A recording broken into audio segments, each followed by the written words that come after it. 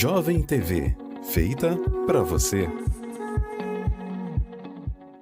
Já imaginou você ou sua empresa tendo um podcast? Esse estúdio maravilhoso você pode locar por hora para gravação ou então fazer ao vivo, transmissão simultânea em todas as plataformas digitais e também no canal 8 da Nova Costa Telecom. Aqui na Jovem TV temos 4 câmeras disponíveis no estúdio mais completo da região com a melhor qualidade de áudio e vídeo.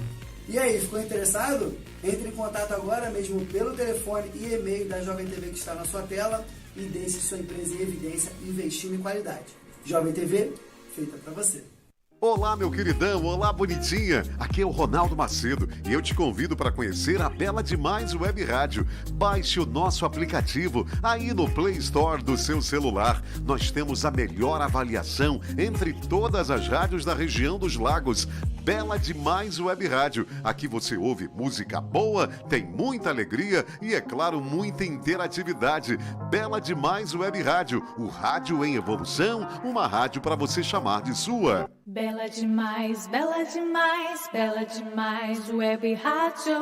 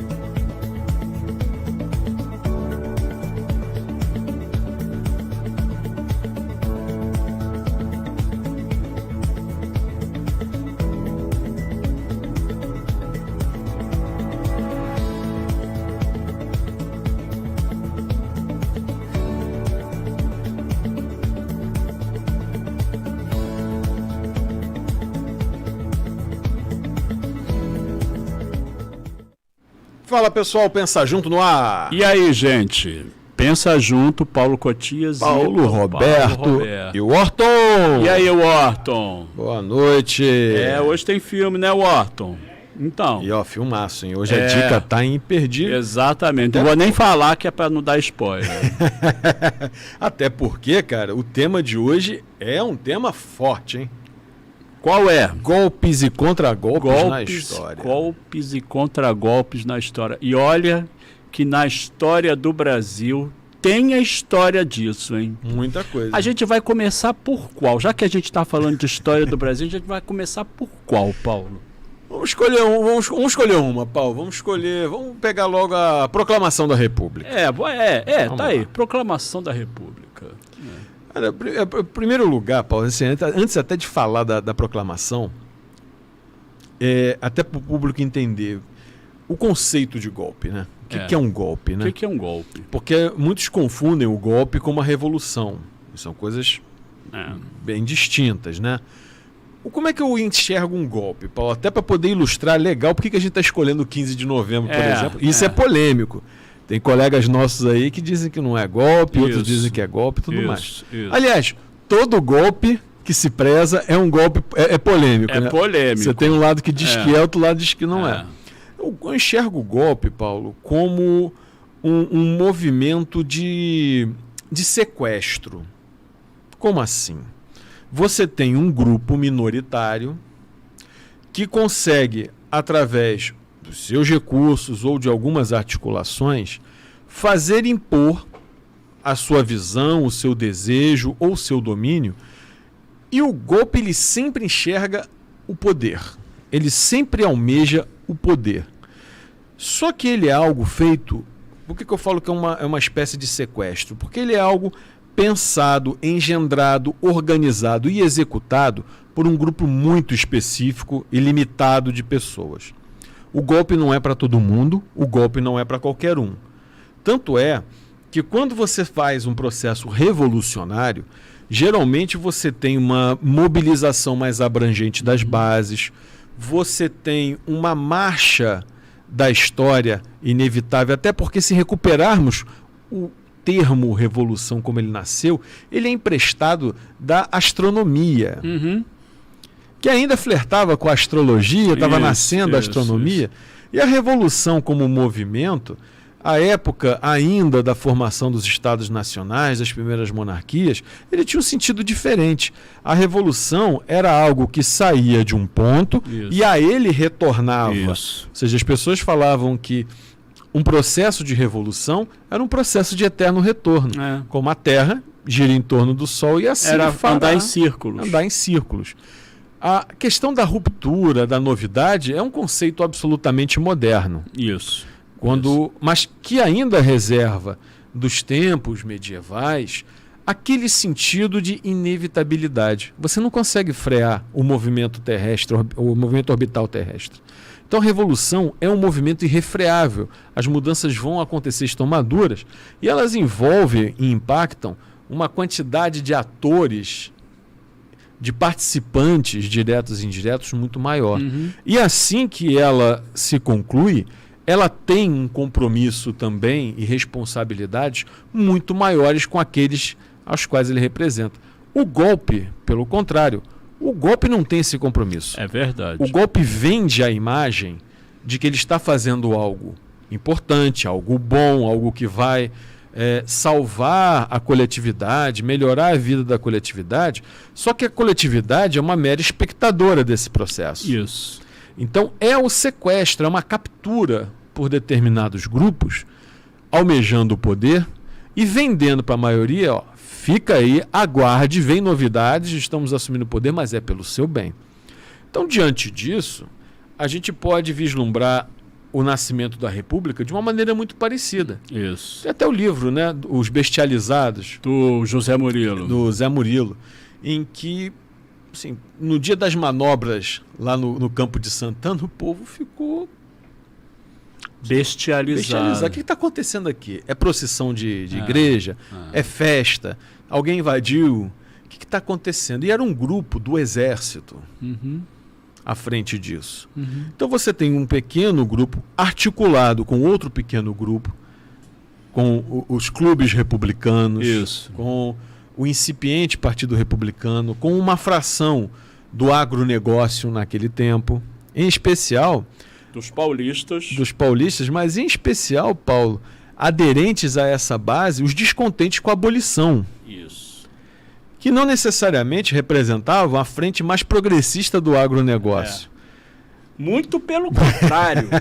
Muito pelo contrário. Eram os que mais desejavam que o impacto da abolição fosse revertido, né? Ou fosse pelo menos mitigado. Então eu vejo essa articulação, porque como é que eu vejo isso? Dom Pedro II, que ele é pintado também na nossa história em cores muito alternantes. Uns pintam de uma maneira muito generosa, outros o pintam com uma maneira muito agressiva, deletéria. E no fim das contas, eu acho que eu gostaria de ficar, e creio que você também, numa tendência que eu considero um homem do seu tempo e um ser humano, dentro das suas contradições, acertos, erros e possível. Não é nem um super-herói, nem... Mas também não é um proscrito, um vilão. Total. Agora, nos seus erros e acertos, ele tinha a convicção da possibilidade do terceiro reinado. Isso era uma possibilidade. Isso. Mas também, ele era um homem de seu tempo e antenado com os valores da época, especialmente os valores republicanos, se oferecendo, inclusive, talvez, para ser até o primeiro presidente da República, num processo de transição. Então havia janelas e oportunidades ali de você fazer uma pactuação política. Aí uns vão dizer, Paulo, não tinha conversa, não tinha como compactuar. Como se depois uma grande base, após o golpe republicano de 15 de novembro, uma grande base era formada por ex-colaboradores do Império. Com certeza. Que foram cooptados e passaram a fazer parte desse bem bolado que virou os primeiros anos da República Brasileira. Então, o golpe ele se caracterizaria dessa maneira. Ele é violento, ele tem uma natureza violenta. Já revoluções não necessariamente.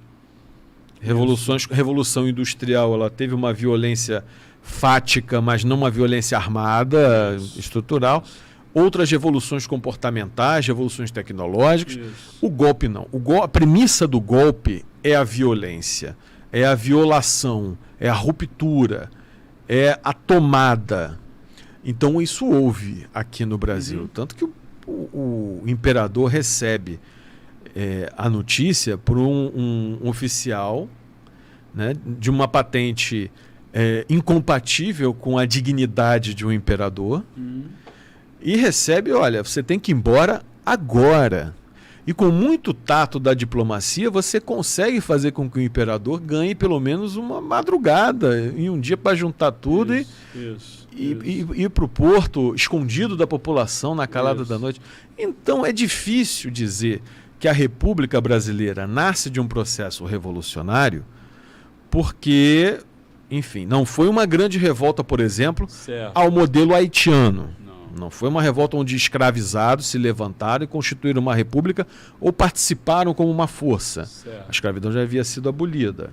Não foi uma revolução no qual o povo pobre fosse incluído numa nova perspectiva de poder, com projeto. Nem se ele quisesse. Nem se ele quisesse, né? Então, toda a natureza do processo, de como ele foi engendrado, de como ele foi impactado, por exemplo, em eventos entre outubro e novembro, como o baile da Ilha Fiscal, todo aquele clima de conspiração no Rio de Janeiro, por um lado, e de euforia, por outro, tudo isso é característico de um golpe. De um golpe. Cara, o que acontece? Assim, tem um livro, na verdade tem uma coleção da editora DIFEL, Difusão Europeia do Livro, é um livro muito antigo, que é a História Geral da Civilização Brasileira. Eu considero essa coleção uma obra de referência até hoje, para estudar, né? Até mesmo para se preparar para concurso, considero muito boa. Uma das mais completas. Uma das mais completas. Inclusive, o livro de História do Brasil, do Boris Fausto, na verdade, é uma adaptação daquilo. É um spin-off. É um spin-off, até porque o Boris Fausto foi um dos coordenadores dessa coleção. E aí, um dos volumes dessa coleção é o volume 7, que foi escrito pelo Sérgio Buarque de Holanda, que naquela época era o coordenador dessa coleção. E foi uma das últimas coisas que o Sérgio Buarque escreveu, né, antes de morrer.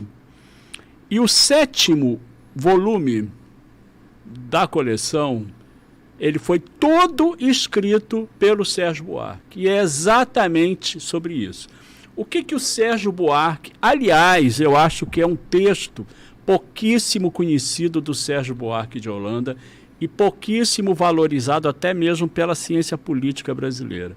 O Sérgio Buarque de Holanda, ali naquele livro, ele tenta formular a tese dele sobre como ele entendia esse processo, né? Que é da passagem do Império para a República, né? E a tese dele, Sérgio Buarque, a tese dele é de que o golpe, né? O golpe, na verdade, ou seja, a proclamação da República, ela foi basicamente o seguinte: na tese do Sérgio Buarque, né? O Império ia cair de qualquer jeito, entendeu? E o golpe, na verdade, foi muito mais uma praxe, né? Um último prego pregado no caixão do Império. E aí ele passa o livro todo mostrando, fala assim, olha, essa crise, né?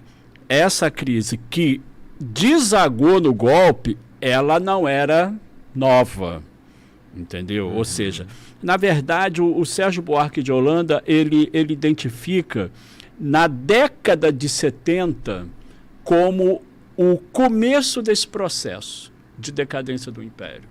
Então ele diz assim, ó, a partir da década de 70, aconteceram várias coisas que combinadas, né, quase 20 anos depois, deu no golpe. Né? Uma delas foi a questão do endividamento do Império, mesmo o Império tendo ganhado a Guerra do Paraguai, entendeu?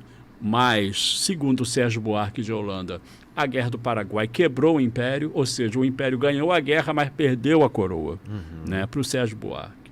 A outra foi o movimento abolicionista, entendeu? Que minou a legitimidade do Império junto ao grupo que mais apoiava. E a terceira foram as duas questões, né? A questão religiosa, que estabelecia uma separação do Estado, né? E da Igreja, e a questão militar, que tinha surgido como uma decorrência do crescimento, do prestígio do Exército por conta da Guerra do Paraguai. Entendeu? Em detrimento do status da Marinha e da Guarda Nacional. Exatamente. Então, o que acontece? Para o Sérgio Buarque de Holanda, todas essas coisas foram combinadas, né, até chegar um momento em que o Império não soube mais negociar tudo isso, entendeu? E ele caiu. E aí a tese do Sérgio Buarque é o seguinte: se o Império não caísse em 1889, ia cair em 1890, 91, 92, era só uma questão de tempo, entendeu? E aí você percebe que é essa questão, né, que você falou de que o golpe é um sequestro, né? Você percebe já logo nos primeiros 2 governos, né, da República. Por quê? Porque os militares, né, eles não achavam que havia confiança em passar o governo para os civis, entendeu? O Marechal Floriano, ele falou mesmo, ele não ia deixar, ele não ia passar a faixa. Sim. Ele não ia passar a faixa. Por quê? Porque os militares, eles achavam assim: olha, com essa classe política não há condição. Então, qual foi a questão ali?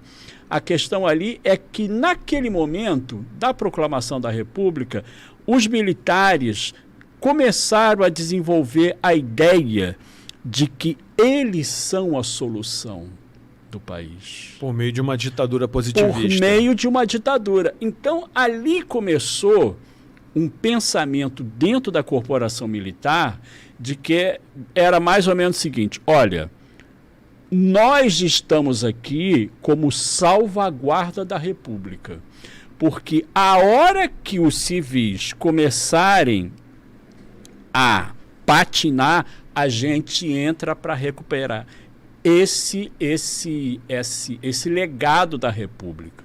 Então, você percebe que esse tipo de pensamento, os militares, eles passaram a ter durante todo o século XX. Durante todo o século XX, na corporação militar, né, a ideia de golpe é sempre para quê? Não é de sequestrar, é de salvar. Inclusive, nós vamos ter relatos, ô Paulo, de contragolpes ou tentativas de contragolpe no golpe de Getúlio do Estado Novo. E depois, em 1955, no golpe, para evitar um golpe que queria impedir o Juscelino Kubitschek, lá daquele... Como é que é o nome do general? Não é o Geisel, não. Isso é antes.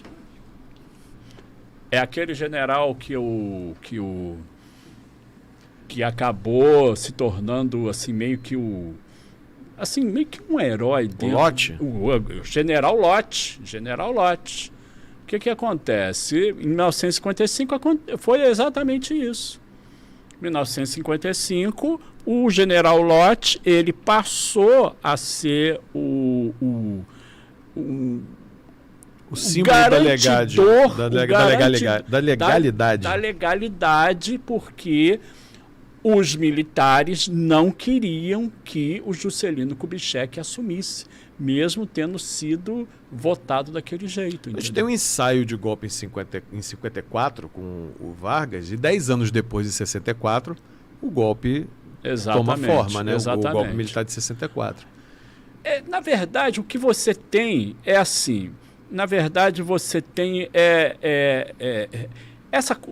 Bom, você já tem um golpe militar que destitui o Getúlio em 1945. Sim. Você já tem. Isso é um golpe. Uhum. Isso é um golpe. E é bom frisar, Paulo, até para você concluir, que quando a gente fala que todo golpe ele é revestido de violência, ele tem uma violência, uma força impositiva por trás, seja ela manifesta pelas armas nas ruas, mesmo que você não dispare um tiro. Isso. Mas as armas estão nas ruas ou estão prontas para ser usadas. Então, quando eu falei dessa questão característica, é que todo golpe ele tem por trás dele uma violência. Nem que ela seja manifesta da forma institucional, ou seja, nós aqui temos o poder de te derrubar, é uma violência institucional, nós vamos golpeá-lo dessa maneira, e se preciso for, temos também a força das armas para fazer prevalecer nosso interesse. Isso.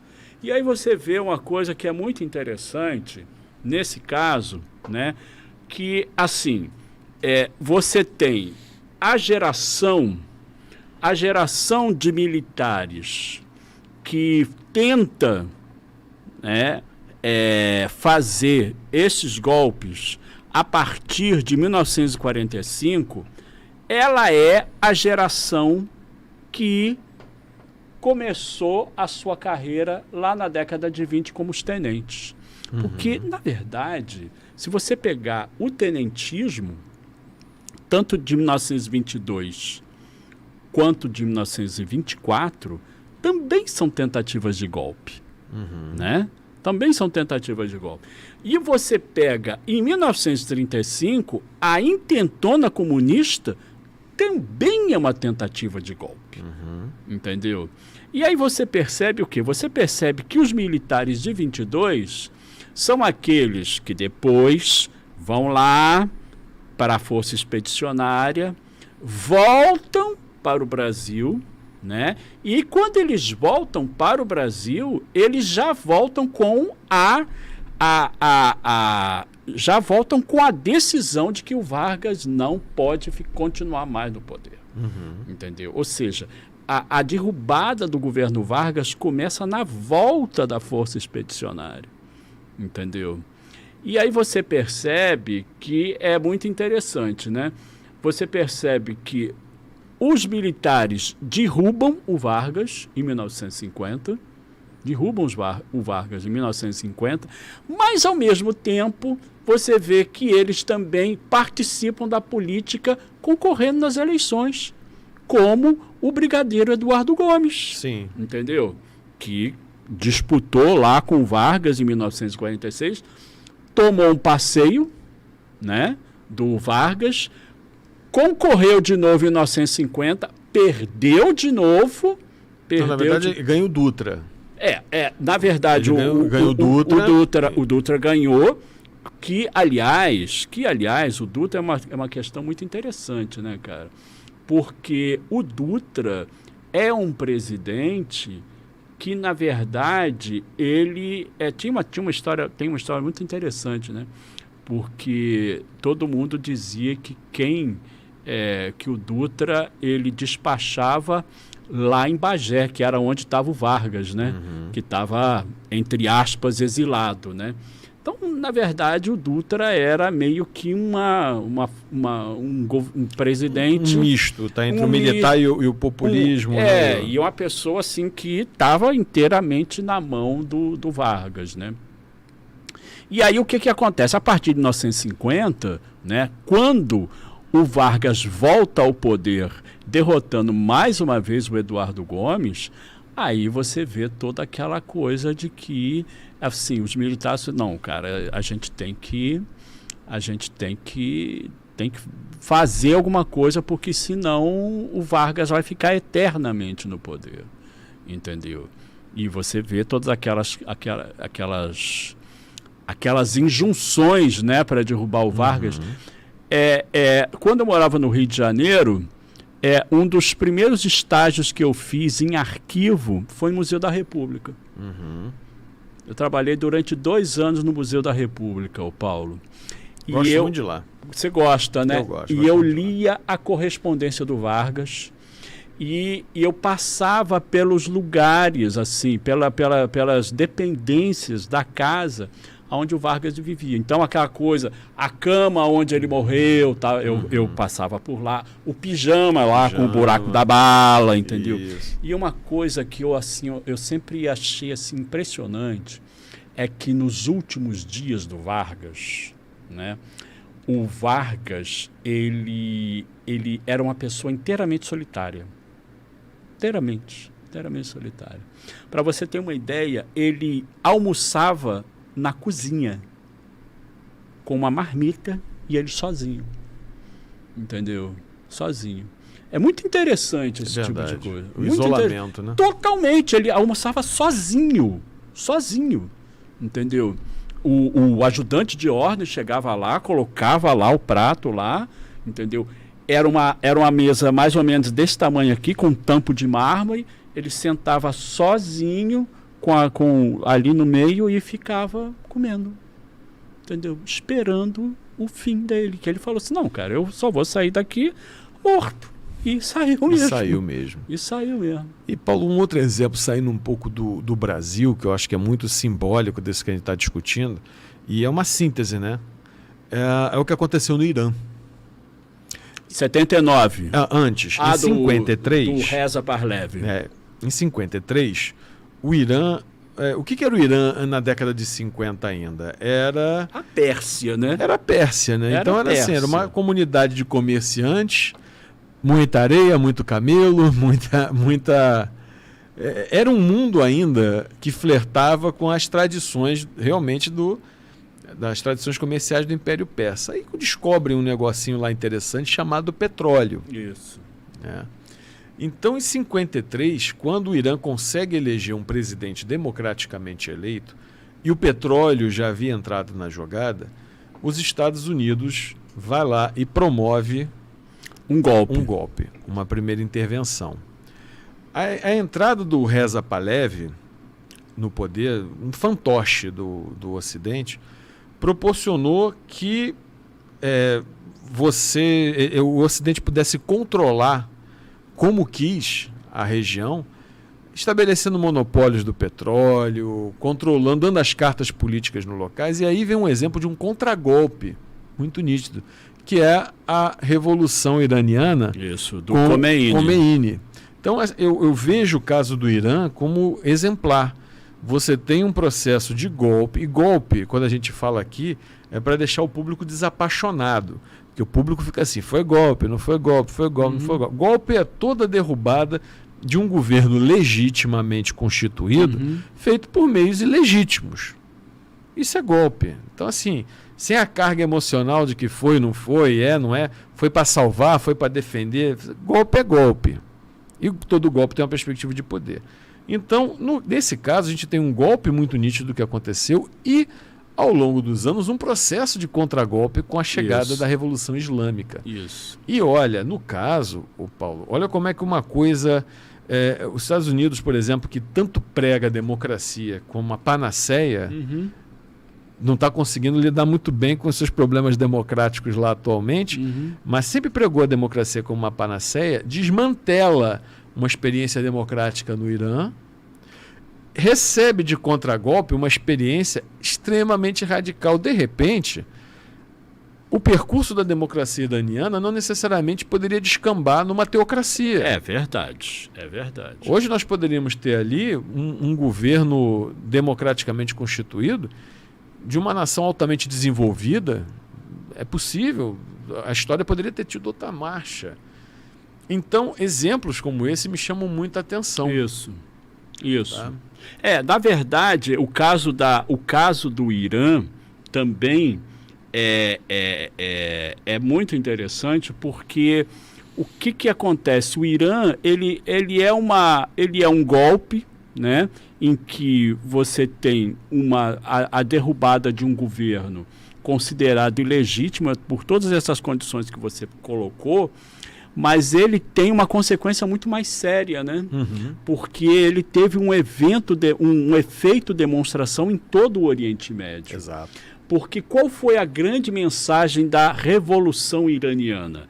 É de que a ocidentalização dos países do Oriente Médio foi um fracasso.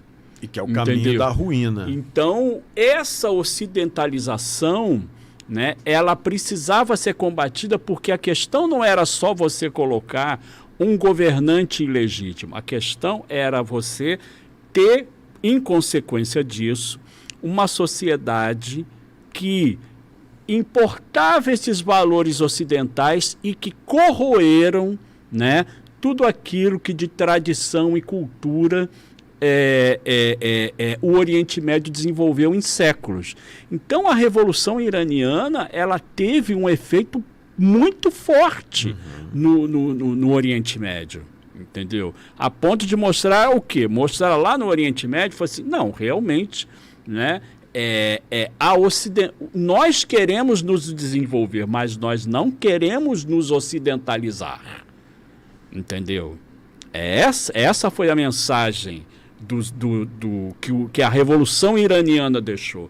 E por conta disso surgiu toda uma questão do seguinte: não, vamos radicalizar esse processo de se descolar da influência ocidental. E foi isso que deu origem a quê? Deu origem à resistência muçulmana no Afeganistão. Sim. Depois, né, a questão da Palestina lá junto com os israelenses, né, e o surgimento de todos esses grupos, né, como o Hamas, né, e também o surgimento lá nos Emirados Árabes do quê? Do wahhabismo, Sim. que deu origem à Al-Qaeda.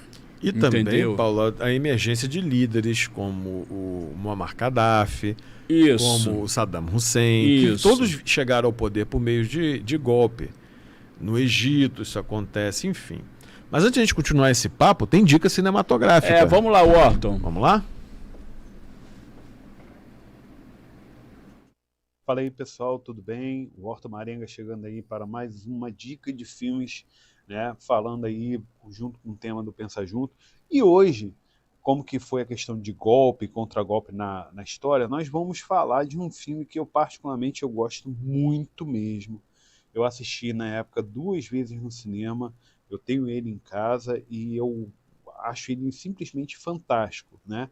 Que é o 11 Homens em Segredo, né? Aqui é a versão em Blu-ray do filme, né? Mas é a versão americana, né? Com o nome do filme em inglês, Ocean's 11, né? Que tem o 11, 12 e 13, os 3 filmes, né? E como vocês podem ver aqui, tá vendo?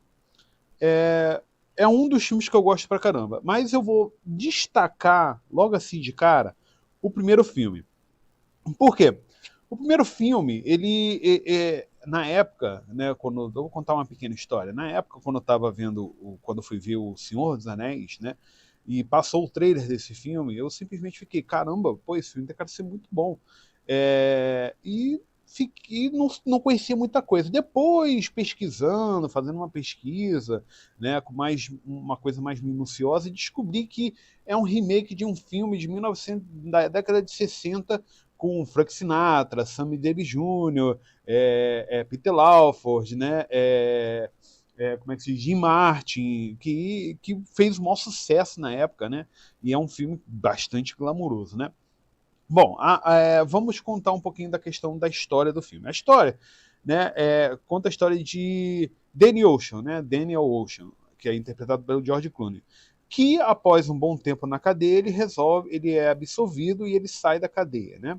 Ele era para poder ficar simplesmente tranquilo, né? Só que ele resolve fazer junto com um amigo dele, que é o Rush, né, que é o Brad Pitt, ele resolve aplicar um golpe, né, em 3 cassinos, né, de Las Vegas, comandado pelo Terry Benedict, que é o fantástico Andy Garcia, que eu acho ele um ótimo ator. E com isso, fazendo com que ele possa simplesmente roubar esses 3 cassinos, né, numa determinada noite, e começa a chamar o que seriam as pessoas próprias para poder aplicar esse golpe. Mas tudo pode acontecer, né? Bom, à medida que o filme ele vai passando, você fica assim, caraca, mas como é que uma ideia simples, né, ele consegue simplesmente se desenvolver de uma forma tão grandiosa? Primeiro, eu vou dizer que é por parte do elenco, que realmente foi um grande acerto, né, do diretor Steven Soderbergh, né, fazer chamar essa galera para poder participar do filme, com George Clooney, Matt Damon, Carl Reiner, Don Cheadle, Julia Roberts, vamos lá, mais quem? Andy Garcia, enfim, é um time muito bom e que ficou tão bem entrosado que você não percebe o tempo passar. O filme eu acho que tem 1h e 56 de duração, mas você fica assim, caraca, o que vai acontecer? E toda hora tem uma reviravolta.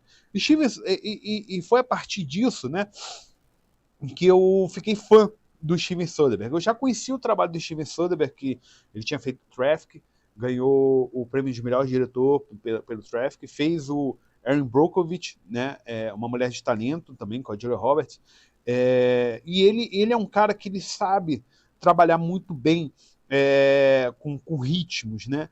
Ele, além de ele ser o próprio diretor de fotografia dos filmes dele, porque ele gosta de posicionar a câmera do jeito certo, fazer as coisas do jeito certo, ele realmente ele sabe mesclar essa história, né?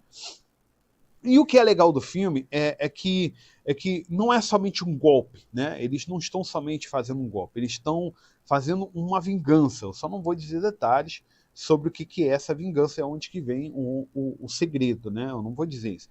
Mas à medida que o filme vai passando e vai desenrolando a história, você percebe que além com um pouco de humor, estilo, glamour, que é tudo aquilo que o filme dos anos 60 tem, ele começa a mostrar ali, né?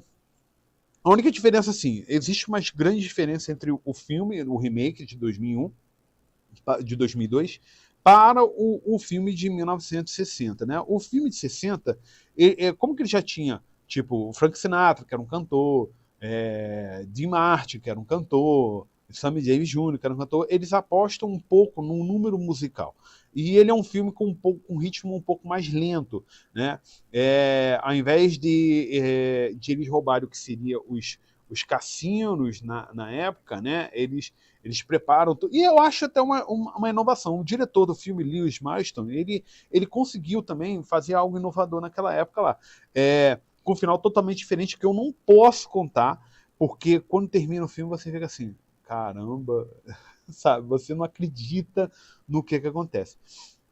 E eles apostam nesse número musical para poder complementar um pouco mais o filme. Eu, particularmente, gosto muito, mas acredito que se o diretor do filme ele reduzisse um pouquinho mais algumas sequências ali, ele ganharia mais dinamismo, diferentemente do filme de 2001. O filme de 2002. O filme de 2002 ele ganha ritmo, ele ganha dinamismo, e fora que a trilha sonora do David Holmes é um espetáculo à parte. Ele trabalha com muitos acordes baixo, bateria, e fica parecendo um som meio pop, synth pop, que coube muito bem no filme, casou muito bem. E sem contar que, Steven Soderbergh ele tem um gol, né? Porque, assim, quem é o padrinho desse filme, na verdade, é o George Clooney. O George Clooney ele sempre quis fazer esse filme e ele foi um dos maiores apoiadores do filme, né? Então, quando ele apresentou o projeto do 11 Homens e Segredo e fazer esse remake, ele nada mais nada menos do que ele queria o Steven Soderbergh para fazer, porque ele já conhecia o trabalho de Soderbergh, né? E porque ele já tinha feito os trabalhos também com George Clooney, essas coisas. E porém ele realmente já estava com tudo em mente, o George Clooney, para poder fazer os filmes, o elenco, né? Então ele já tinha em mente cada pessoa. E para mim a maior surpresa foi o próprio Andy Garcia, porque o Andy Garcia já fazia na época um tempo que ele estava afastado das telas, né? Eu gosto muito do trabalho do Andy Garcia, desde o Chuva Negra, o Poderoso Chefão Parte 3, né? Justiça Cega, que é um filme também muito interessante. Eu gosto muito do trabalho do Andy Garcia e fiquei muito surpreso ao vê-lo de novo na tela, né? Ele pega o personagem do Benedict, você percebe ali que tem um peso muito grande, enfim. E sem contar o Brad Pitt, né, que tem a carga cômica, né, os tons cômicos do filme que existe ali, que são muito legais, tudo muito bem dosado, de uma forma que você possa se divertir. No quesito de remakes, eu sou totalmente contra alguns remakes, e tanto porque eu acho que apenas só afirma e bate na tecla de que realmente Hollywood ele não está tendo inovações ou ideias novas para se cumprir para poder fazer um filme. E muitas das vezes eles pegam um filme e querem fazer uma releitura, muitas das vezes estragando o filme original, como A Hora do Espanto, que eles fizeram um remake que o filme é horrível, depois fizeram mais um que também piorou a situação. Então você conta nos dedos quais são os bons filmes que remake. E, para mim, 11 Homens de Segredo, ele sai disparado na frente desse remake, porque ele é um filme que ele tem dinamismo, é um filme que ele faz você rir, essas coisas, e deixa você a cada hora mais surpresa ainda com as situações que vão jogando lá. E além de ser um filme completamente inteligente. Ted Griffin, ele realmente fez o filme, ele escreveu o filme, né, de uma forma muito, muito quase fiel, mas ele incorporou novos elementos cênicos ali, novos elementos no roteiro, para que o filme ele pudesse ter essa jogada de dinamismo. Então, 11 Homens em Segredo é aquele tipo de filme que vale a pena você dar uma olhada, dar uma conferida, porque, assim, ele é um filme que ele te prende do início ao fim e ele mantém você preso por conta de justamente como o diretor ele soube lidar muito bem com a história do filme. Então é essa, pessoal. Vou deixando aqui mais uma recomendação, 11 Homens em Segredo, um clássico que para mim já se tornou um clássico, com George Clooney, Brad Pitt, Matt Damon, Andy Garcia, Julia Roberts e com a soberba direção do Steven Soderbergh. Então, gente, fica com Deus, até semana que vem. Valeu! É isso aí, valeu, Orton. Pois é, Orton, muito maneiro, hein? Isso aí, sempre uma grande dica, uma grande análise. Isso, qualidade isso. de primeira. Ó, a gente pode pensar depois, vê se você gosta da ideia, Orton. A gente fazer uns programas depois de cobertura do Oscar. Vambora? Pois é. Ano que vem tá chegando a hora. A equipe aqui tem capacidade. E, Paulo, vamos lá para os golpes e contra-golpes. E, então, 64... Pois é. A gente chegou em 64, tem a Dilma ainda também aí. Pois é. Golpe não é golpe. Cara, assim, já que você falou de 64, eu sugeriria como leitura, até hoje, né, o livro do René Armand Dreyfus. Ah, sim. 1964, A Conquista do Estado. Sim. Esse livro, ele, na verdade, é um livrinho, né? É um livrinho assim. Esse livro, na verdade, é uma tese de doutorado em ciência política que o Dreyfus defendeu na Escócia. Cara, já se escreveu pra caramba, né, sobre 64. Já se escreveu pra caramba. Mas por que eu insisto nesse livro? Porque eu acho que ele faz uma coisa muito interessante que os outros livros não fazem. Ele faz um levantamento, né? E o livro foi, na verdade, do começo dos anos 80, né?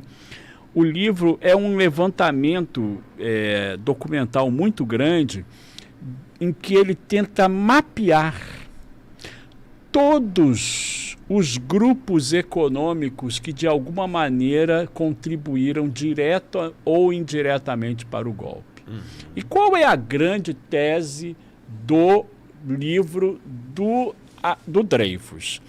É de que o golpe de 64, ele, na verdade, é uma grande articulação entre a corporação militar e uma boa parte do empresariado brasileiro, entendeu? Ou seja, a conclusão do livro é de que, se não houvesse essa combinação, os militares não teriam conseguido esse golpe, como não tiveram nos anos anteriores. Ou seja, a conclusão do livro é o seguinte: você sabe por que não teve um golpe antes de 64? Porque os militares não conseguiram cooptar esse empresariado. Eles só conseguiram fazer isso a partir de 64.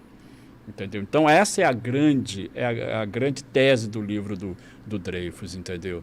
E aí você percebe o quê? Você percebe que ali você tem uma interpretação muito interessante dessa definição do golpe, né? Que é o seguinte: o golpe é um sequestro do poder, né? Mas esse sequestro, ele, pelo menos a partir de 64, ele nunca foi mais uma coisa só de um grupo, só de uma corporação. Ele passou a ter também... a participação de outros grupos passou a ser decisiva. Entendeu? E isso é uma interpretação interessante. Então sai do grupo para o conglomerado. Sai da corporação já para o conglomerado. Isso. Então a tese do Dreyfus é essa, entendeu? E é uma coisa, eu acho que é interessante isso, porque esse tipo de explicação permite que você entenda outros golpes na América Latina, como por exemplo o golpe do Chile. Exato. Entendeu? Com a queda do Salvador Allende, né? Como o golpe em 1973 com o Chile, né? E também aquilo que aconteceu na Argentina a partir da década de 70. Entendeu? Agora, vamos ter casos também nesse sentido, Paulo. No Panamá, a época da construção do Canal do Panamá, que o Panamá nem independente era. Isso. Ele ainda era um bracinho da Colômbia. Isso. Você vai assistir esse tipo de episódios na América, assim, na América do Sul de maneira geral, direto. Bolívia, Peru, Equador, Colômbia, tudo. Vai ter aqui a farta. E olha só, esse fio que você está puxando, Paulo, parece um roteiro muito próximo do que a atual CPI do golpe, dos atos golpistas, está desenrolando. Cara, essa coisa, olha... Porque eles estão procurando também estão procurando responsabilizar quem participou dos atos, mas agora também, aí, baseado até no que você trouxe à luz aqui da tese do Dreyfus, eles estão procurando também quem andou pagando essa conta. Quem andou pagando, porque o que acontece, cara? Assim, um golpe não é barato. Um golpe não é barato. Ele tem retorno. Não, ele tem retorno. Então, e aí é aquela coisa do que o Dreyfus coloca, é o seguinte: o golpe no fundo é uma grande aposta, né? Assim, não, tudo bem, eu vou dar dinheiro para financiar uma coisa como essa. Mas o que a gente vai ganhar concretamente? Então, é basicamente isso. Então você vê, cara, tem uma história nessa questão agora, do dia 8 de janeiro, tem uma história que eu acho que ela merece ser... melhor explorada. Melhor explorada, que é a história do seguinte, Paulo.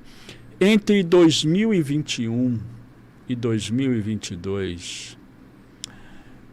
ocorreram 20 visitas oficiais de membros do governo americano ao Brasil. Uma dessas visitas foi do senhor William Burns, que na época era o diretor da CIA. Ele veio aqui no Brasil, a coisa de 2 meses antes das eleições, e ele deu um recado muito claro. O governo democrata do Joe Biden não iria aceitar nenhum outro resultado das eleições que não fosse aquele das urnas. Ou seja, o que eles estavam querendo dizer é o seguinte: se o Bolsonaro ganhasse, ganhou nas urnas? Ok, não tem problema nenhum. Se o Lula ganhasse, ganhou nas urnas? Ok. O que é que William Burns, falou? Nós não vamos aceitar virada de mesa. Isso nós não vamos tolerar. E ele deu esse recado muito claramente. E aí, Paulo, se o tempo nos permite, vem a seguinte questão. O Bolsonaro,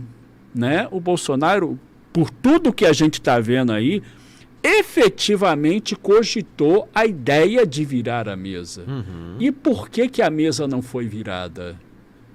Entendeu, Paulo? Por que a mesa não foi virada? Por que os militares não foram lá e falaram assim, não, nós vamos comprar... Usar a última milha. Nós vamos pagar para ver. Por quê? Na minha opinião, Eles não viraram porque eles entenderam o recado do William Burns. Ou seja, se essa é essa história que eu acho que merece ser contada.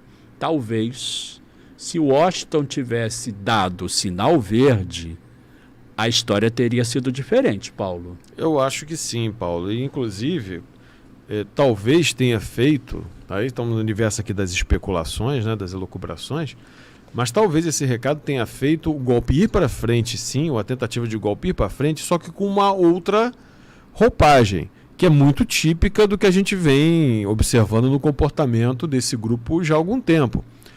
Olha, não somos nós. Você vê que há um discurso de negação o tempo inteiro do próprio Bolsonaro e de vários outros agentes de primeira grandeza. Olha, eu jogo nas 4 linhas. Olha, eu não tenho nada a ver com isso. Olha, eu não dei ordem nenhuma. Olha, eu não estou sabendo. E, no entanto, as coisas estão acontecendo aparentemente organicamente, mas com os atores orquestrando e colocando as cartas e os peões e as posições no lugar certo. Então, o que eu acredito? Uma das formas de tentar dobrar a aposta em cima da própria indicação do governo norte-americano é mostrar que, olha, nós não tivemos nada com isso. O povo é que fez. O povo é que se levantou. O povo é que está dizendo não. E aí nós fomos obrigados a pedir uma garantia de lei e ordem e com isso não viramos o jogo. Apenas estamos aqui fazendo prevalecer a vontade popular. Pois é, mas essa questão que você coloca aí é muito interessante, porque em 1964 também aconteceu uma coisa parecida, né? Em 1964, em primeiro lugar, em 1964, uma parte do governo achava que não haveria golpe, entendeu? E a esquerda, na época, principalmente o Partido Comunista, achava que não haveria golpe, né? Tanto é que havia toda aquela história, porque o dispositivo militar do governo João Goulart é confiável, e não houve nada disso, né? E aí, uma faceta dessa história que é muito pouco contada é que quando parte da esquerda viu nas ruas a quantidade de pessoas, né, pedindo uma intervenção militar, porque aquilo ia acabar com ameaça comunista. Só que no tempo da Guerra Fria, que é diferente dos dias atuais, né? Então, assim, esse pessoal também não acreditou que uma história típica de um membro do Partido Comunista muito respeitado, tal. Um membro do Partido Comunista disse que assim, cara, eu simplesmente não consegui acreditar vendo assim várias empregadas domésticas, né, na passeata apoiando uma intervenção militar. Então, para a esquerda, em 1964, aquilo foi um golpe duríssimo, entendeu? Ou seja, foi porque o que acontece? De uma certa maneira, uma parte da população estava indo para as ruas. E foi o que aconteceu também em 8 de janeiro, entendeu, cara? Assim, uma parte da população estava indo para a rua para bancar uma aventura, entendeu? Então, de qualquer maneira, assim, os militares hoje, eles também falariam isso. Ó, tá vendo? O povo está pedindo. Nós não estamos fazendo nada diferente daquilo que o povo efetivamente pede. Ou seja, aquela relação aparentemente direta. O povo pede, eu dou. Artifício típico de quê? De golpes. De golpes. E acabou por hoje. Gente. Semana que vem tem mais. Um grande abraço. Nos vemos lá. E até a próxima.